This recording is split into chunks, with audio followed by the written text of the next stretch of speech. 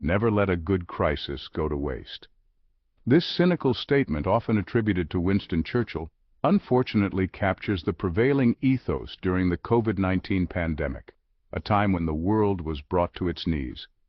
While the world grappled with a deadly virus, some saw not a tragedy, but an opportunity to exploit. The pandemic became a breeding ground for profiteering, with the U.S. government's CARES Act tragically playing a role in fueling this dangerous trend of opportunism. The year 2020 will forever be etched in our minds as the year the world changed dramatically. The emergence of COVID-19, a novel coronavirus, brought life as we knew it to a grinding halt, affecting every aspect of daily life. Fear and uncertainty gripped the globe as the virus spread rapidly, overwhelming healthcare systems and claiming countless lives, leaving a trail of devastation. Governments scrambled to respond, implementing lockdowns and pouring billions into pandemic relief efforts to mitigate the crisis. In the United States, the Coronavirus Aid, Relief, and Economic Security Act, or CARES Act, was signed into law, promising hope. This $2.2 trillion economic stimulus package was touted as a lifeline for individuals and businesses struggling amidst the pandemic's economic fallout, offering a glimmer of relief.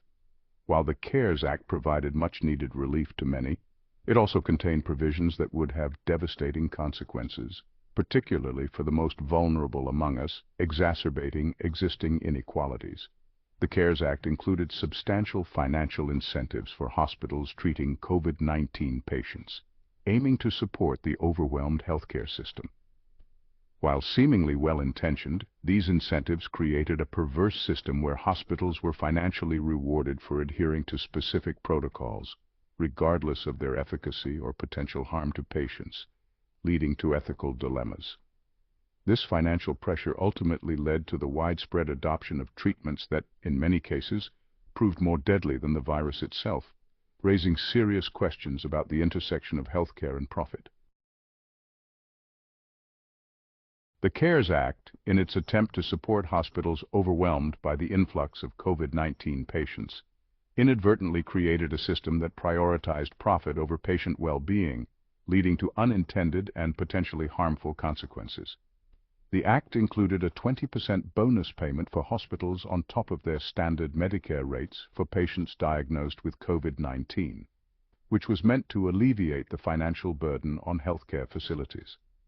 Additionally, hospitals received significant financial incentives for using ventilators on COVID-19 patients and for administering the antiviral drug remdesivir, both of which were seen as critical tools in the fight against the virus.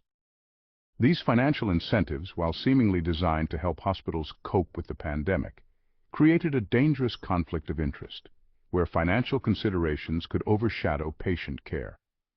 Hospitals, facing financial strain and uncertainty, were incentivized to maximize their COVID-19 patient numbers and to utilize specific treatments, regardless of their actual benefit to patients, leading to ethical dilemmas. This created a system where financial gain became entangled with medical decisions, with potentially deadly consequences for the patients who were supposed to be receiving the best possible care.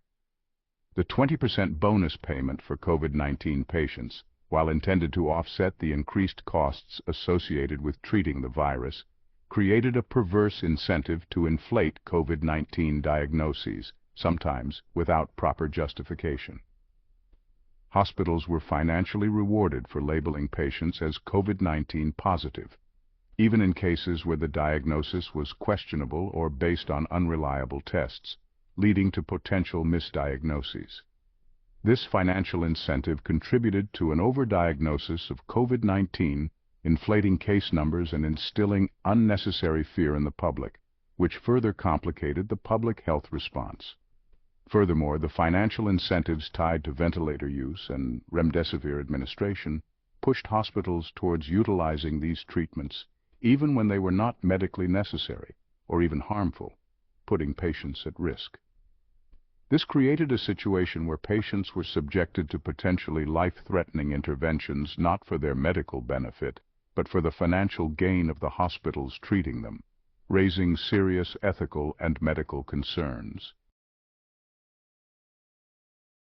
The financial incentives embedded within the CARES Act fundamentally shifted the focus of healthcare from patient outcomes to profit maximization, altering the very fabric of medical ethics. Hospitals, under immense pressure to stay afloat financially, were incentivized to prioritize quantity over quality of care, leading to a significant shift in operational priorities. This meant admitting more patients, labeling them as COVID-19 positive, and administering specific treatments regardless of their individual needs or the potential risks involved, often sidelining personalized care. The 20% bonus payment for COVID-19 patients created a system where hospitals were financially rewarded for admitting as many patients as possible, regardless of their actual condition, thus distorting clinical judgment. This led to the unnecessary hospitalization of individuals with mild or moderate symptoms, who could have been safely and effectively treated at home, thereby conserving hospital resources. This not only exposed these individuals to the risks of hospital-acquired infections, but also further strained the already overburdened healthcare system, making it harder to provide care for those truly in need. Moreover, the financial incentives tied to ventilator use and remdesivir administration incentivized hospitals to utilize these treatments liberally, even in cases where their benefits were dubious or outweighed by their potential harms, compromising patient safety. This meant that patients were subjected to invasive and potentially dangerous interventions, not because they were medically necessary, but because they were financially lucrative for the hospitals, raising ethical concerns. This perverse system of financial incentives turned hospitals from places of healing into profit-generating machines, fundamentally altering their role in society. The focus shifted from providing compassionate, individualized care to maximizing revenue by adhering to financially rewarding protocols, regardless of their impact on patient well-being, eroding trust in the healthcare system. This created a dangerous environment where patients became commodities, their lives and health sacrificed at the altar of profit, undermining the core values of medical practice. Section 4. The remdesivir rush, a toxic solution. Remdesivir, an antiviral drug initially developed to treat Ebola, quickly emerged as a potential treatment for COVID-19 in the early days of the pandemic. Despite limited data on its efficacy and concerns about its safety profile, remdesivir received emergency use authorization from the FDA in May 2020, paving the way for its widespread use in hospitals across the United States. The CARES Act further fueled the remdesivir rush by providing hospitals with a financial incentive to administer the drug to COVID-19 patients. Hospitals received a 20% bonus payment on top of their standard Medicare rates for administering remdesivir, making its use financially lucrative, regardless of its actual benefit to patients. However, concerns about remdesivir's safety and efficacy quickly emerged. Studies showed that the drug had limited impact on patient outcomes, with some studies even suggesting it could worsen kidney function in some patients. Moreover, remdesivir is known to cause a range of side effects, including liver damage, kidney failure, and severe allergic reactions. Despite these concerns, the financial incentives embedded within the CARES Act, coupled with the pressure to do something in the face of the pandemic, led to the widespread and often indiscriminate use of remdesivir in hospitals across the United States.